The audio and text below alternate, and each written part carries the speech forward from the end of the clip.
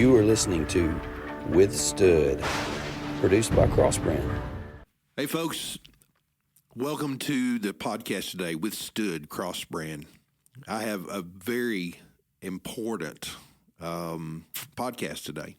I've got two of my favorite people. One of them I'd never even met till today. This is going to be one of those things where when you hear the topic in just a moment, you're probably going to be 100% convinced that there's not a whole lot that you can do. But you know what?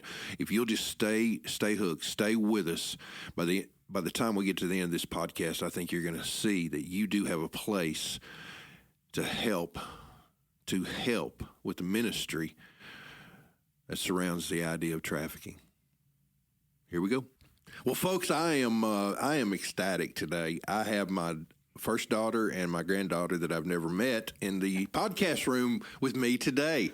And it is interesting. I went to work at a little school called Martin's Mill back in 1989. And lo and behold, there was this really kind, I thought she was going to be a kindergarten teacher, honestly, for the rest of her entire life. A kind lady. Her name was Carrie Smith. And lo and behold, God had bigger plans and a lot better plans. Now, I will say she's still goofy, but she still has that same heart that she had when I first met her. We also have another guest. Carrie, would you introduce the granddaughter I've never met? Yes, I would love to. My daughter, Kayla. She's 26 years old now, so that dates both of us back quite a bit. I'm telling you. Anyhow, she started working with us a few years ago, and I'm glad to have her here.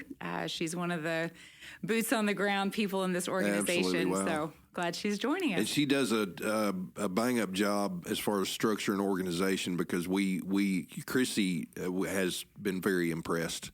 Awesome. She doesn't behave like a 26-year-old. What's wrong with you, kid? My goodness. Be better, man. You just have to have the right playlist on the radio. Oh. Then you get the 26-year-olds.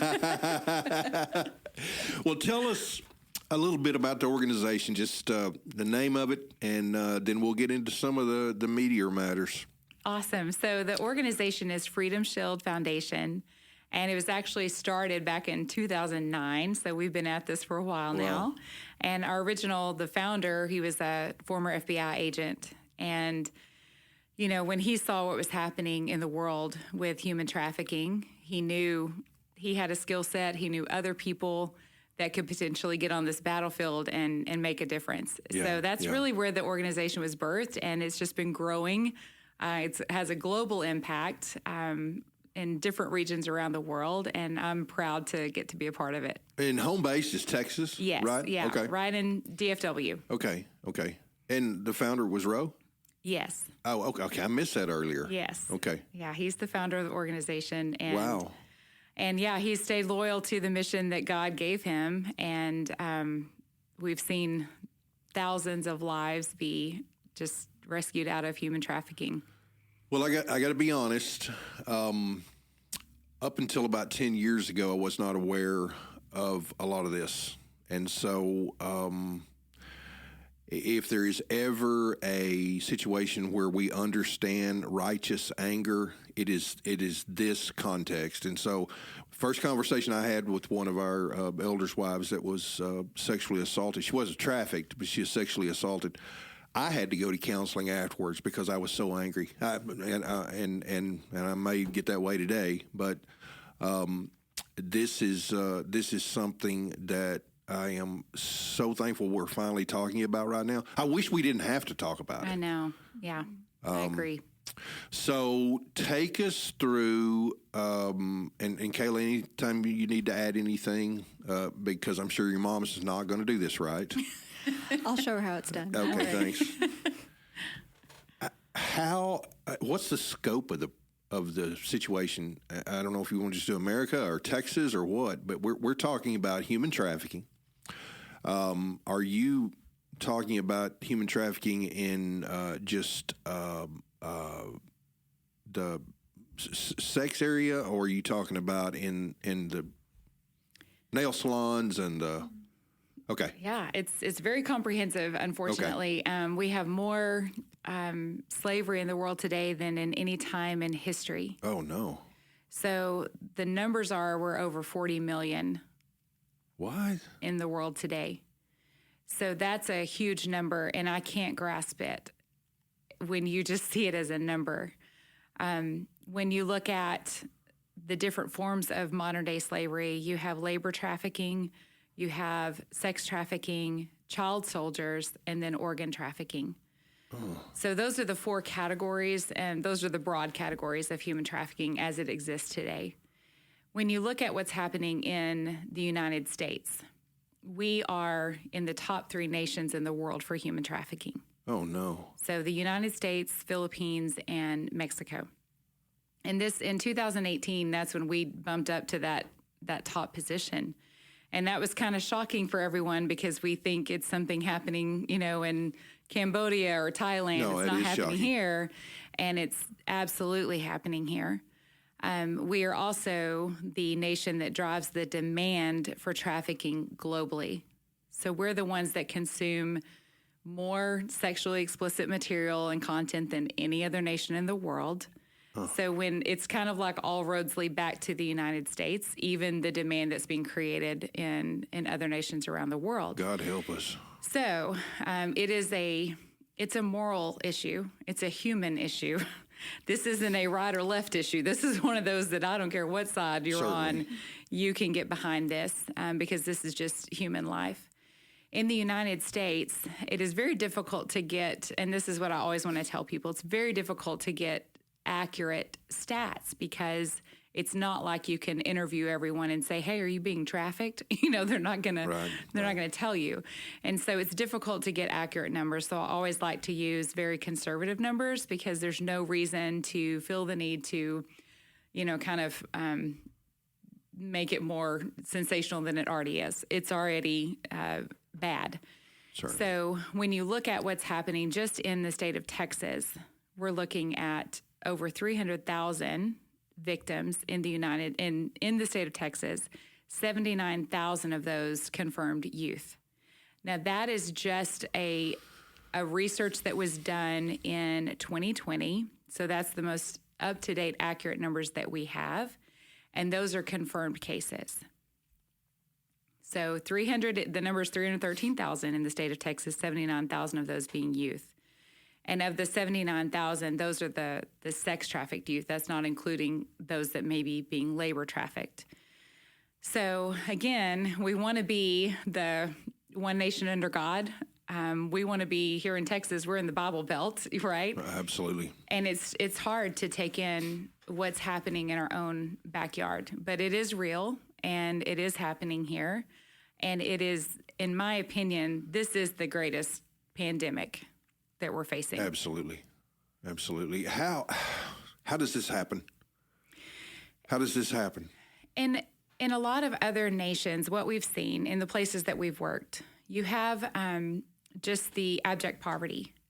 So there's a family that, they can't make ends meet. And so these traffickers know to target these poor villages and approach the father about taking the oldest daughter. We'll give her a good job in, this nation or in America or wherever they're promising to take her for better employment. And they fall for that. They believe that. And then they take the girls and they're immediately placed into, sex slavery. So that's what we see in other nations. We also have, when we were working in the Middle East, it was because of the uprising of ISIS.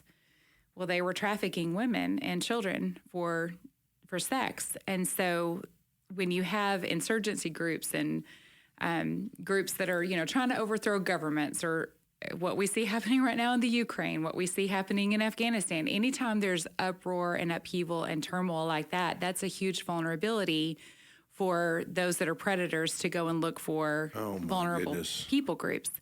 You remember when I can't think of the hurricane that happened in Louisiana, and there was a lot of people brought into Houston. Katrina, thanks. Katrina, yeah. See, this is why Kayla's here. She's like my exterior brain.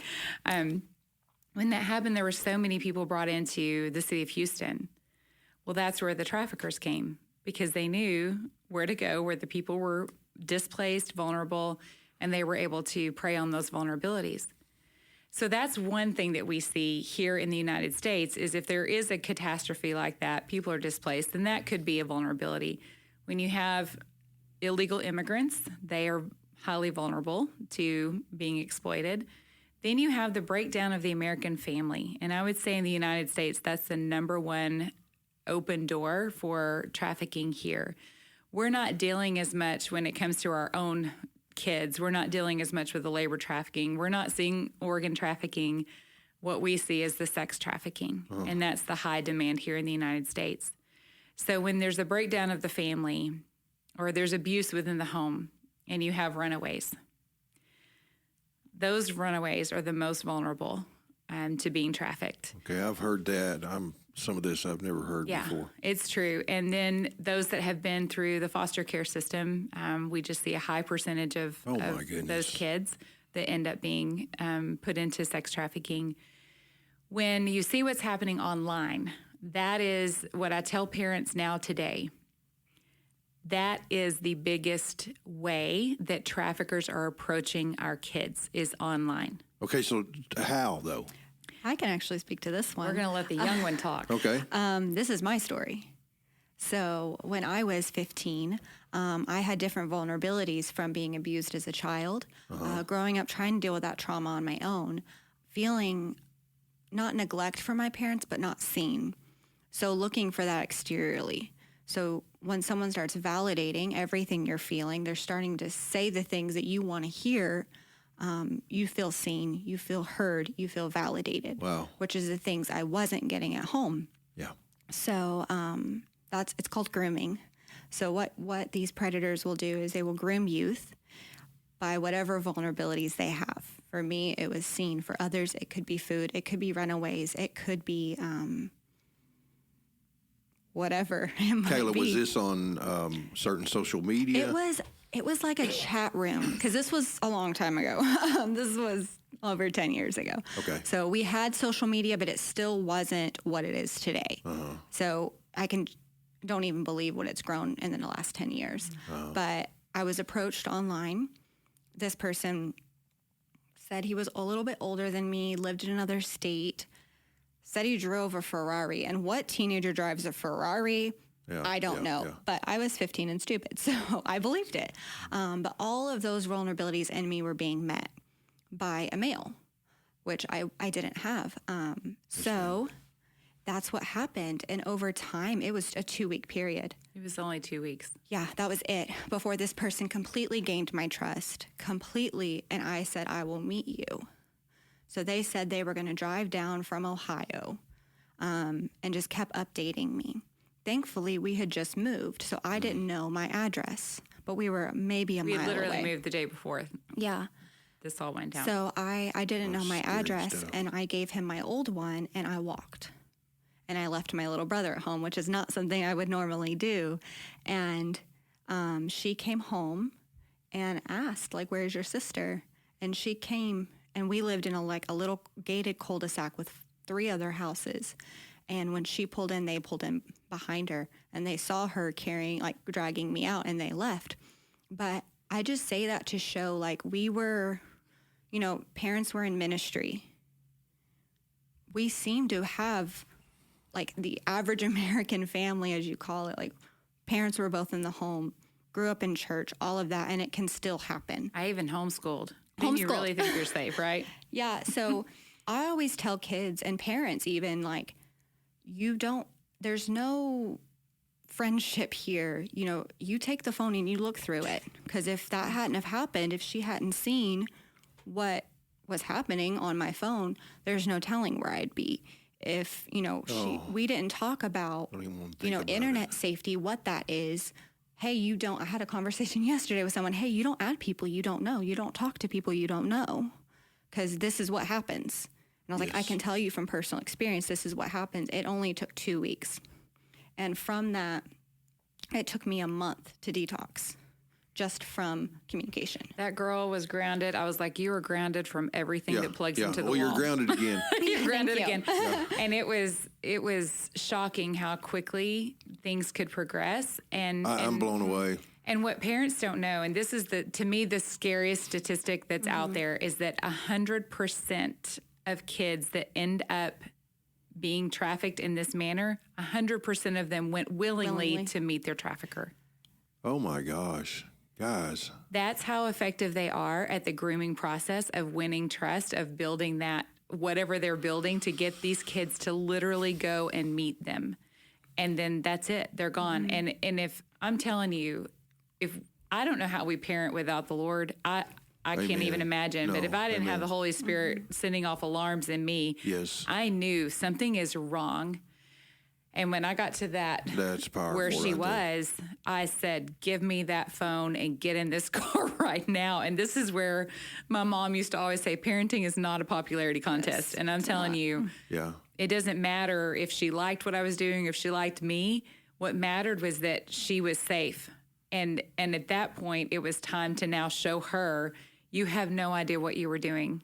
You have no idea who you were talking to or what their intentions were because you're 15. Yeah. And so it's going to take a while before you even know what you were in the middle of, but I know exactly what was happening to you.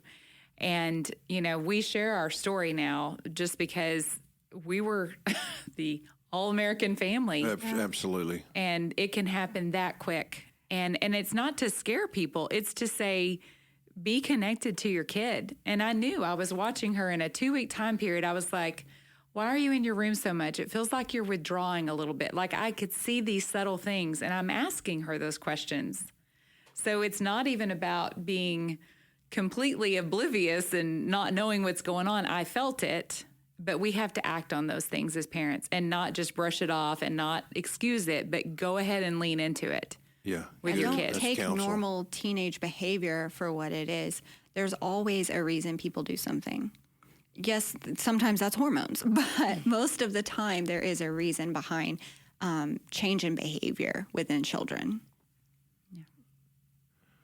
I'm going to have to take a commercial break after that story, I think. Go target practice or something. Kick a dog. We got 2 dogs here. I am so thankful God rescued you. Oh. So what is if it's not her, if you need to transfer this to someone else, but what would have happened?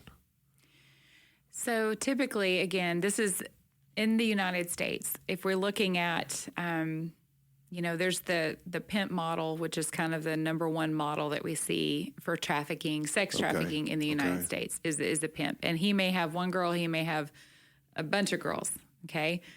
Then you have the traffickers, which are a little bit more organized, and they may be connected to gangs. It may be gang-related, things like that. It's a little bit more of a larger organization and operation where they're moving girls from state to state in different places. So depending on how organized this was, whether it was an individual or if it was a group, it would have it a little bit of a variant in how that played out. But typically, with the approach that she had, it was what we call the Romeo pimp approach. And that's one of the most common here. Yeah. Is through the Romeo or the befriending. Yeah. So what we're seeing is that they're either presenting themselves with a fake profile, which is what this guy had done. He was looking like he was a 17-year-old that had a Ferrari, which I'm looking at it going, no 17-year-old has a Ferrari. Right. She doesn't know that. But they're presenting themselves a certain way so that they can match the girl that they're trying to talk to. And it's probably some 40-year-old guy that, is nowhere near that. When they win over the trust and they get the girl to come with them, typically, they may start out being nice. They may try to buy her stuff, take care of her for a little while, and then they're going to tell her, now you're going to have to start working. Now you're going to have to repay. You're in debt bondage at that point. Yeah. Now you're going to have to repay what we already spent on you. You're costing us this much for living all the time, so now you're going to have to work. So that's one way. Another way is that they just immediately, brutally break their will and drug them, get them addicted to whatever so that they can control them through the drugs. And they're now in the sex trade. They're going to be Advertised online. They will potentially be on the streets on prostitution tracks that, men are driving down to go pick up girls. They could be put in the strip clubs.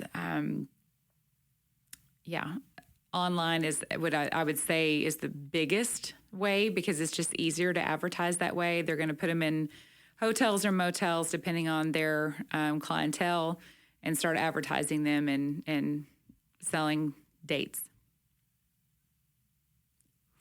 How is that even remotely? I mean, I can tell if a child is underage if I see their picture. Are they putting the child's picture online? Yes. The actual child? Yes. Yes. Gosh, Carrie. Yeah, and there's all kinds of ways of buyers being able to know through coded language that they use. If this is an underage girl, if she's still a virgin, like there's a lot of ways that they're using language to let the buyers know what they're potentially going to have. And so that then affects the price. There, again, for whatever girl they have, there is a buyer. And that's what I want to tell people all the time is the biggest problem. If you just take the number of 313,000, right, that are being sex trafficked, and they're on average serving anywhere between 5 and up to 40 clients a day. So let's just say it's just 20. How many American men are paying to have sex on a daily basis? We're talking about 6 million. Oh my That's gosh. the biggest problem is what has happened in the hearts of our men. And that's to me, when I look at someone like you who has the opportunity to speak to the hearts of men and to remind them who they are, that God created them to be protectors and defenders. Absolutely. That's who men are. They're the warriors. If men operate in that, it's game over. Because you cannot simultaneously exploit and defend or abuse and protect. You cannot do both. Yeah. You pick one camp or the other. And I feel like, and I tell people this all the time, men have been targeted as the problem in our society. And they're actually the solution. Men are the solution to this issue. And that this needs to be just heard from the mountains. I mean, this to me is this is where I've never heard it put that way. It's the biggest. That's the biggest player in this whole thing. You have the girls that are being trafficked, or the boys. You have the traffickers, but you have the buyers. Yeah. That's the biggest pool that we're dealing with right now. Are the purchasers, and if that gets resolved, it's done. There's no more. No demand, no supply. Yeah. It's over. Yeah. And that's where I believe, again, I'm constantly wanting to be able to speak to churches because I'm going, this is the biggest problem that we're facing in the breakdown of the family. This is now the number one cause of divorce in America is pornography. We have to, as the church, deal with that heart issue because that's what's leading to all the rest of this fallout.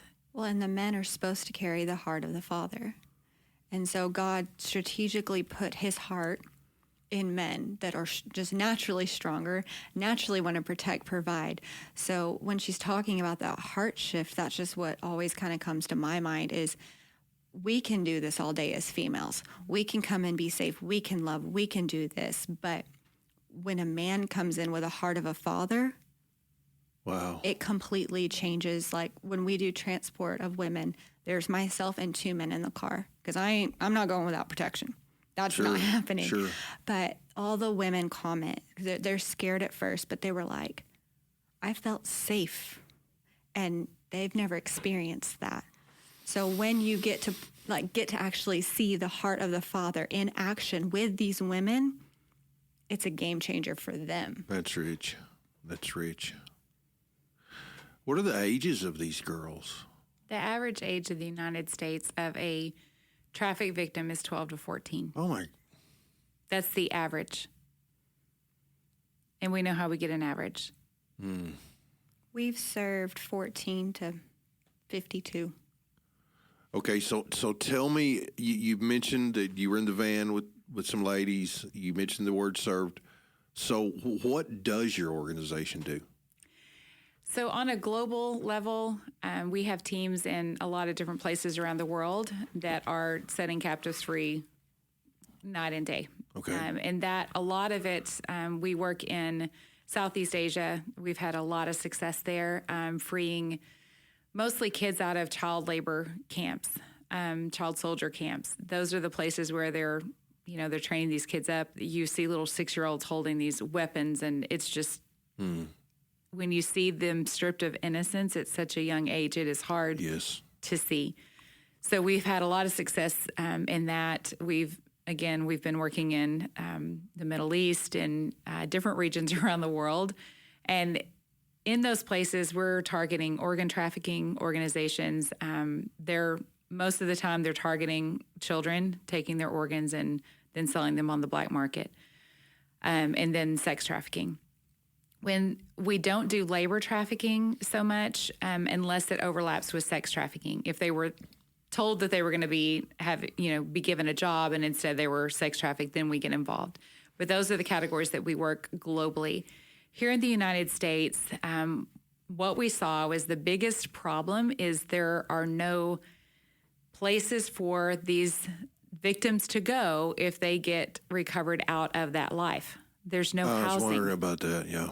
It's terrible. And we're so far behind in providing services and aftercare for this population. And so when I joined Freedom Shield in 2019, I had already written a program to create safe houses that could provide emergency housing, immediately be able to place a woman who's been recovered out of trafficking into a safe place. Because that was the biggest need. And so we have safe houses in the DFW area, and we're able to house the women. We serve them the first 30 days. I tell people it's like the ICU of this whole it sounds spectrum. Like it. Yeah, I can see that. So we do the transport, whether we have to fly them. We do have access to private aircraft. A lot of times they don't have an ID. They can't get on a commercial flight, things like that. So we are able to provide transport either through vehicle or aircraft. And our teams are highly trained individuals, so it's a very secure transport, which is really important because you never know what situation they're coming out of. So we don't want to put people in harm's way in order to get one safe. So we have a lot of protocols to be able to do that well. Once we have them in our care, it's the basics. They need to be able to sleep. When you're on call 24/7, you don't get to sleep anymore. Yeah. They don't have food. They're not given nutrition. A lot of them are just, if they may have to just steal stuff out of gas stations to be able to eat. They have not been fed. So there's a lot of just basics. I tell everybody the first 48 to 72 hours, just let them sleep. Feed them and let them sleep. And we don't even try to do anything until they've had a little bit of rest. We focus on stabilization, getting them medical care. They may need dental care, legal assistance with different cases they may be involved in, helping them, if they have children, get a safe place for their kids so they can focus on their own healing. We're doing all of that case management while they're with us, and then we're helping them to look for a long-term program where they can really get healing from the trauma they've endured. So we do applications, we do interviews with them, and we're beside them the whole way until they transition into long-term care. So what I had seen when I started working in this space back in, 2011 was when I first started in this work. You have, Homeland Security, or you have police departments, or, national hotlines for traffic victims. You have these entities that intersect people who need to get out of the situation. And then we had long-term residences, that would keep them 1 to 2 years. Okay. Well, the application process is about 10 to 30 days to get into a long-term care.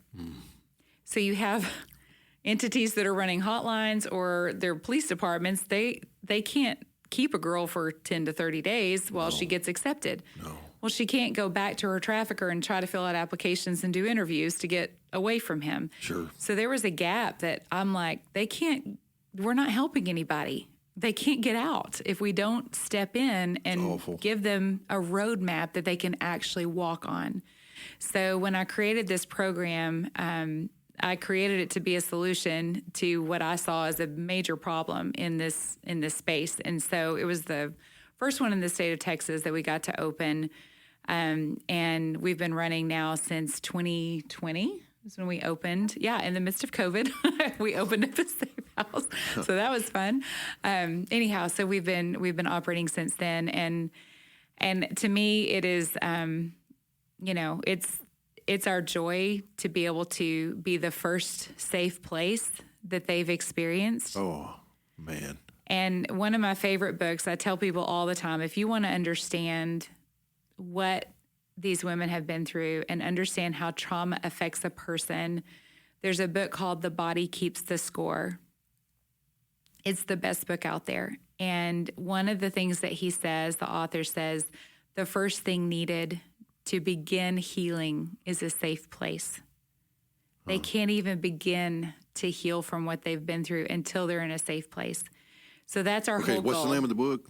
It's called The Body Keeps the Score. Okay. And it's Dr. Van something. I'm going to mess it up right now. Vanderkalk is his name. Bessel Vanderkalk. And it's the best. It's a big book, but it's written for anybody to be able to read and digest, and I highly recommend it. But that, to me, if we can, our goal and our advocate team, I mean, we provide 24/7 advocacy, 24/7 security on our location because we want them to truly be safe so they can rest. But I tell our advocates all the time, our goal is to steward the presence of God in this place so that they experience Him. If they encounter the love of Christ, the tangible love of Christ through us, they can start healing. They can have hope again. It's the solution. Yeah. Truly. There's not any program the world can come up with that is void of what only God Himself can offer that will do this work. And that's why, again, the church has to be the ones to do this part of the work. Let law enforcement do what they're good at. I don't want their job. Nobody needs Carrie trying to do that. But the church is uniquely positioned and skilled at providing restoration and redemption and hope and healing. Oh my gosh, that's so true. Nobody else can do that but us. So it has to be the church that does the work of restoration in the lives of these victims. And everyone that we've served in the past 2 years either reconnected with God, came to the Lord. 2 were baptized last year. I got to baptize 2 ladies. Really? Yes. So, and it just shows that when you walk in with no agenda, with purely just the love of Christ, we don't have to even say anything. They notice a difference and they speak it. What's different?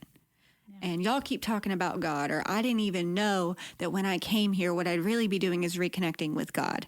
So that just shows like it can be, an advocate doesn't have to be someone with a degree or with counseling. It's truly, if you can carry the love of God, you'll make a difference in their lives. That is so rich.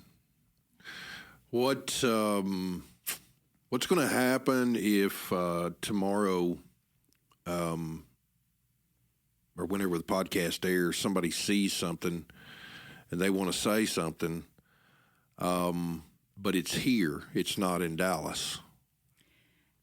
So what I tell people all the time, there's a national human trafficking hotline number that you can call.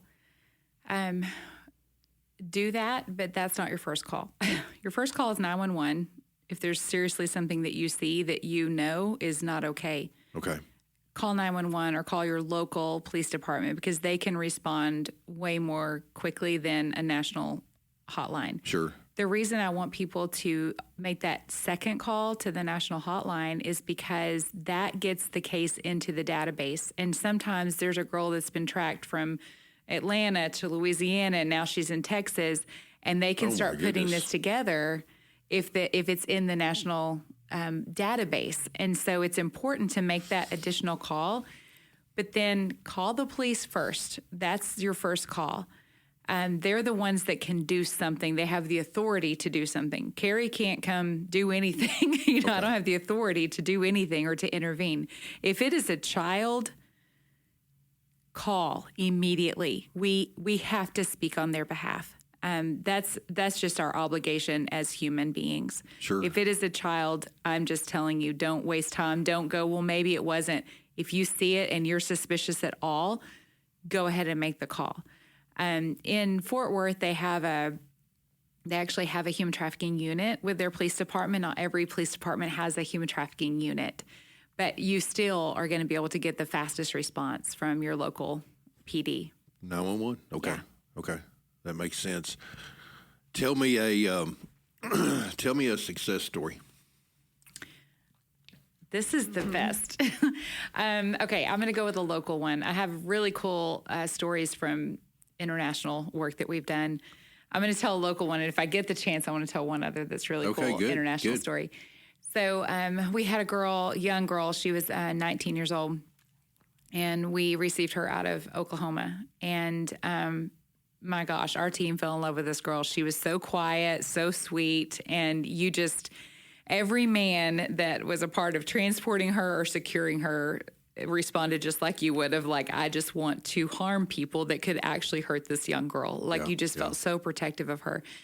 And while she was with us, I mean, she had to do a lot of hard things because her case came through Homeland Security. So they wanted her to testify. I mean, there's a lot of things that we don't even know these girls have to do that none of us would want to have to put ourselves in that situation. And they're so brave and so courageous.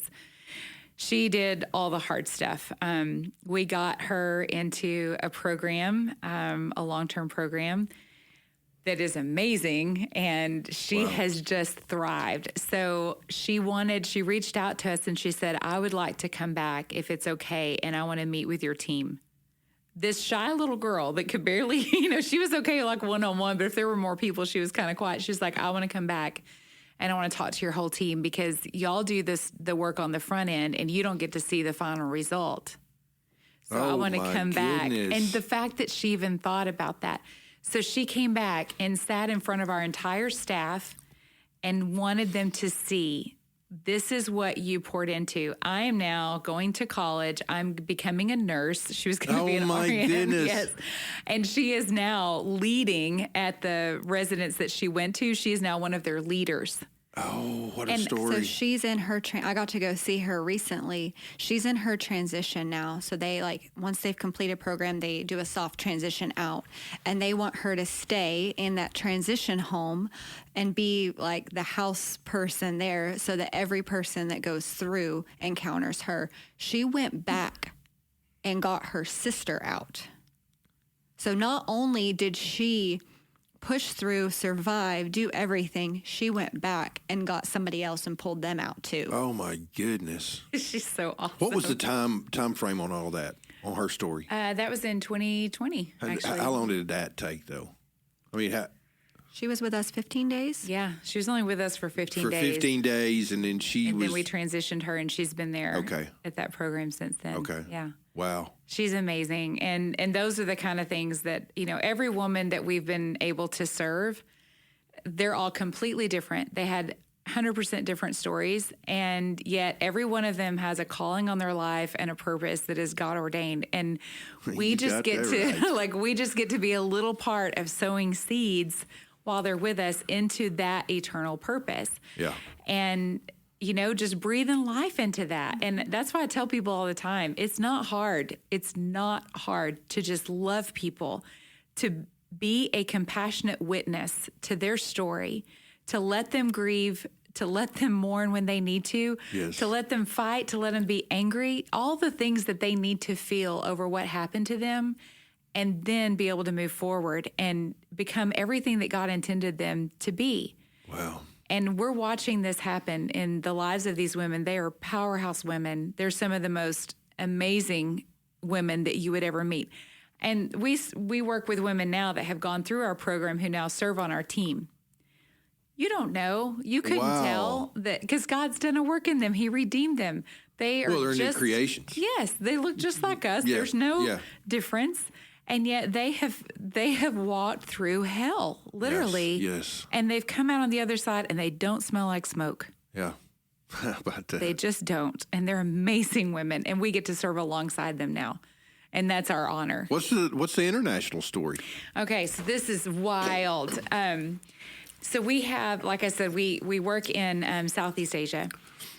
Last year, and we've been there for... You like the story, Kayla? I do. I know which one she says before she says I'm not them. kidding. This story fired our whole team up. So, so we've been there for 9 years now working in Southeast Asia. So we've done a lot of work in that area and had a lot of success. Well, the beginning of last year, Roe came to the team and he said, we've had in the history of our organization, which it was, 10, 11 years old at the time. He said, in the history of our organization, we've had 3,500 captives set free. And wow. I am believing God this year. This was 2021. I'm believing God for 1,000 this year. Oh. And we were like, okay, we're going to start praying. So this was January, the beginning of the year, the vision for the year, 1,000 captives set free. And so we're ready to have faith for that. The next week, 1,900 captives walked out free. Oh, my goodness. 1,900. Okay. So this is what happened. So our team there, they work with the national police, they work with the military. So we have a lot of support. So I never want people to think that we're just some, we're just Ramboing it up in there. That's not how we work. Yeah. It's not like that. But anyhow, our team had this one child soldier camp that they had infiltrated, and they were able to know, there's a lot of people here that we need to get out. As our team was headed up to do, we were all praying because we knew that the operation was happening that night. As they're headed in to this camp, the two leaders of that camp came out and surrendered. They said, "We saw you coming from far away, and your faces were lit up like light, and we knew that God was with you, and we just needed to surrender." So they surrendered, gave up their entire camp, gave their lives to Christ, and then started working for us. Oh, my goodness. So they were telling us, you need to hit this camp and this one, they and were this is where taking they us. are. So we ended up at the end of last year. What number are we at now? We're over 17. No, we're over 20. Okay. It was like 17,500 captives set free last year. Oh, my goodness. Okay. So in 1 year. And we're just like, I need Roe to do my math. I'm telling you, but this is where I never knew. I didn't understand the fear of the Lord until last year. When we saw what God was doing, it just makes you get on your face and go, okay, God, we just don't want to mess anything up, okay? Because we see that you're doing something and we do not want to mess it up. And that was the fear of the Lord, is just, he's at work here. How can we stay in step with him? And so now, if you come to our office, which you need to come visit. Yeah. Yes. In the middle of the office is what we call the war room. This room has no furniture, just a bunch of cushions all over the floor, 24/7 worship playing, maps of different places that we're praying over, faces of missing children that we want to recover. Oh. And when you go in that room, you feel the presence of the Lord, and our men are in there praying. They're on there in there an hour a day, every day. I was working in full-time ministry in churches for 23 years, and we didn't have a war room. I've worked in faith-based nonprofits for 10 years. It's just different. We know that God did something last year that we have to stay in line with, and so we will spend more time praying than moving if needed, because we don't want to move without him. That's a whole nother podcast on prayer.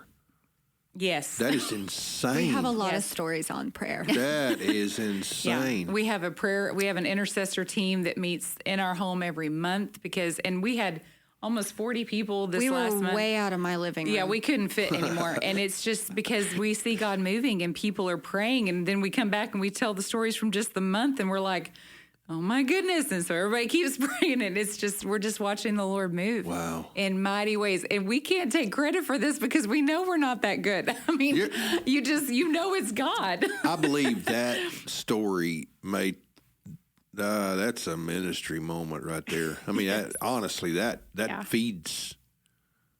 It's incredible. Wow. It was incredible. It fired our team up but like I said, it also filled us with the fear of the Lord. We don't want to, that's where you hear Moses saying, I'm not going without you, God. Yeah. Like, we're going to stay right here. I mean, I'm sitting here thinking, at first I thought transfiguration moment, and then I'm thinking, no, that's kind of like a Jericho moment. Just you can't explain it. Yeah.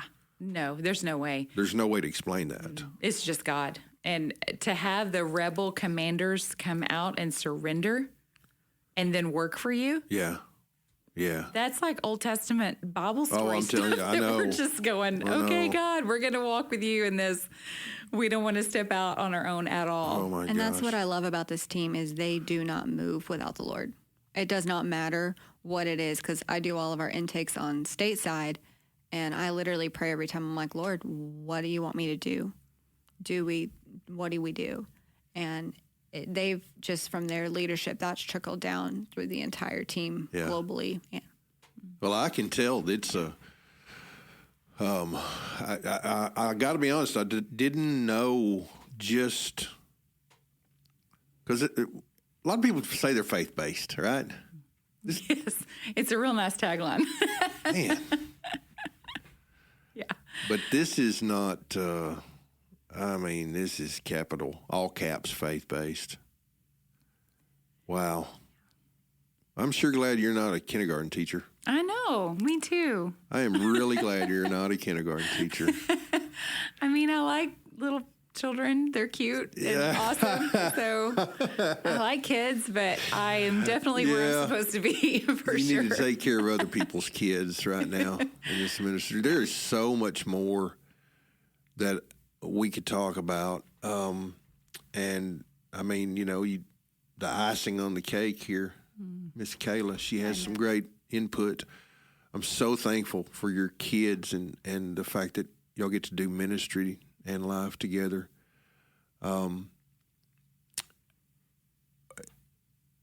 You're probably going to have to come to Cross Brand to tell this story, okay? Let's do it. You're probably going to have to come here. I can make that happen. I would love to. And, but before you do either one of you have any parting shots? I mean, I could spend another hour listening to you guys. You got anything any challenges?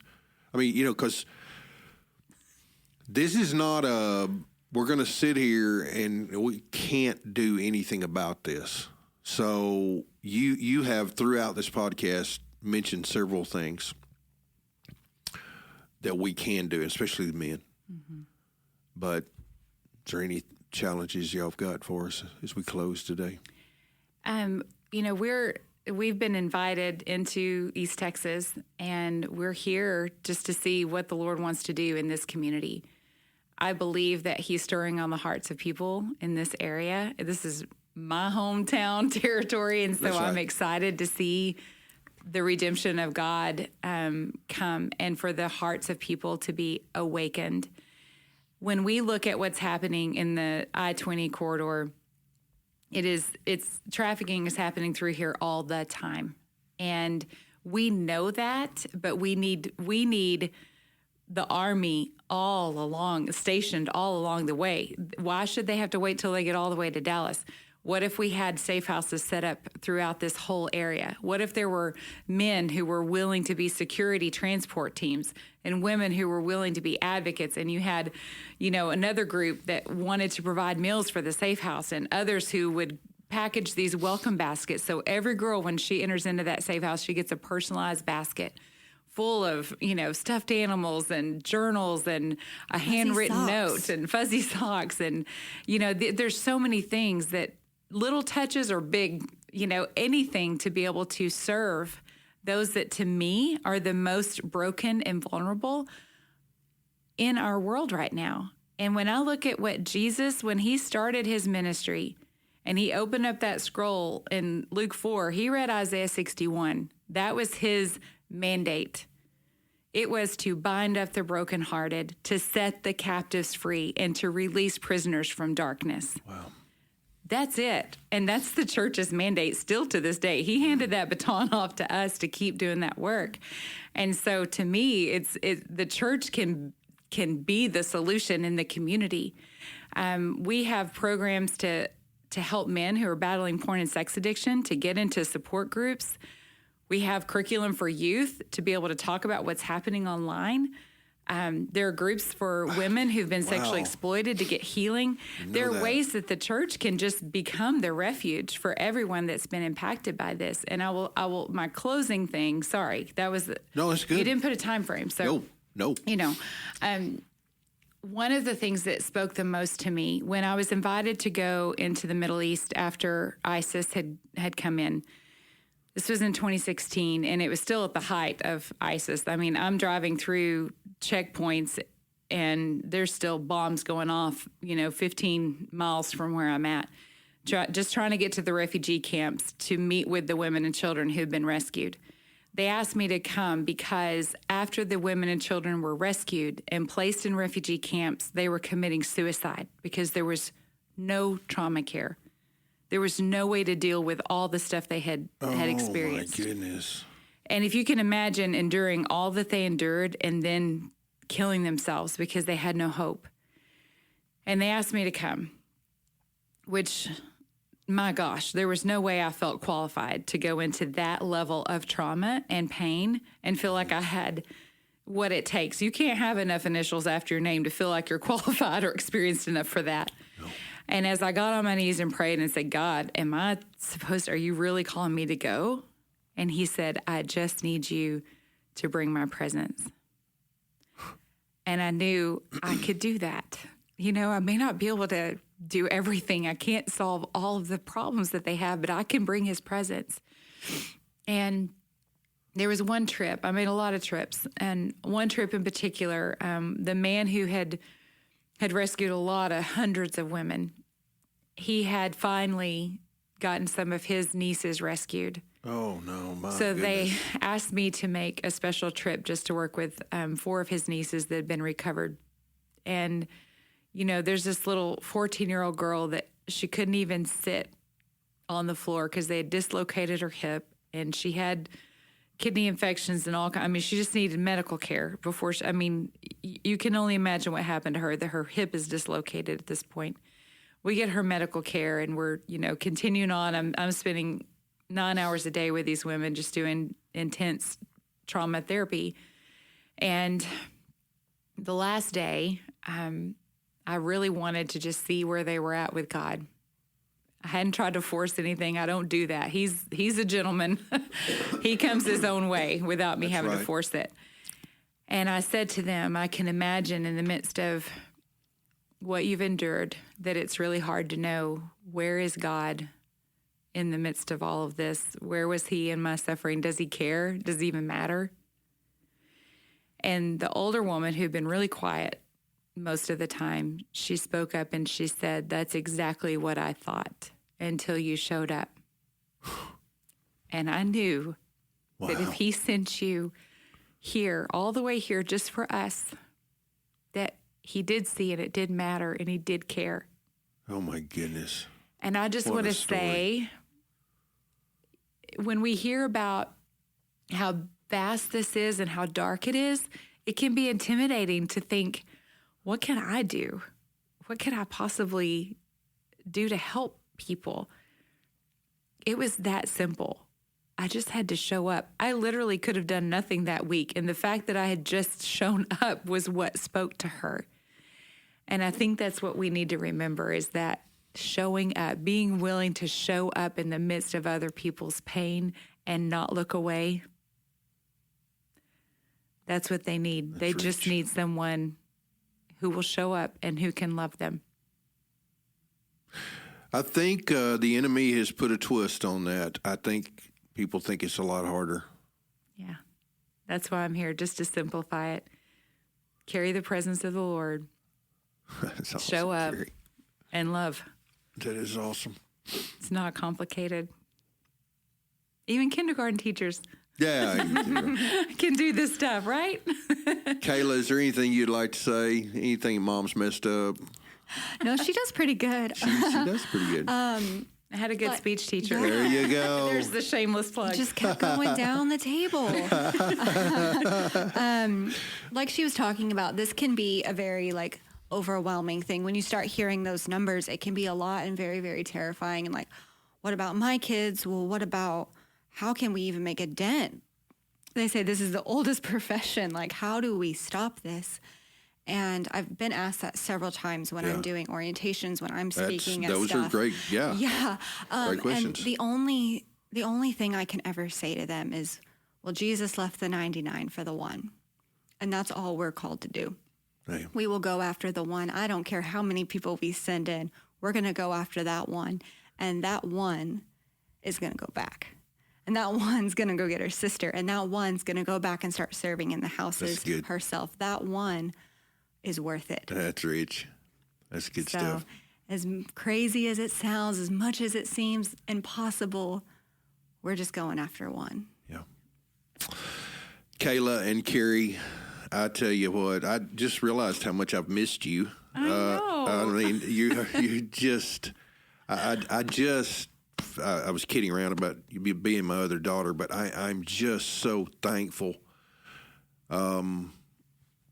I'm just so thankful for what you're called to do. And Kayla, you just can't imagine. And, and I see right now, because we're not Pentecostal here, but, you almost see a vision of where, I mean, you need to come talk. You need to be talking to youth groups. Mm-hmm. You've got to be talking. That's my heart. To kids. You got to be talking to them. Thank you both so much for being here today. Thank you for having us. Absolutely. Thank you so And much. we're going to do this some more, and we'll stay in touch and stay connected. All right? Thank Thank you.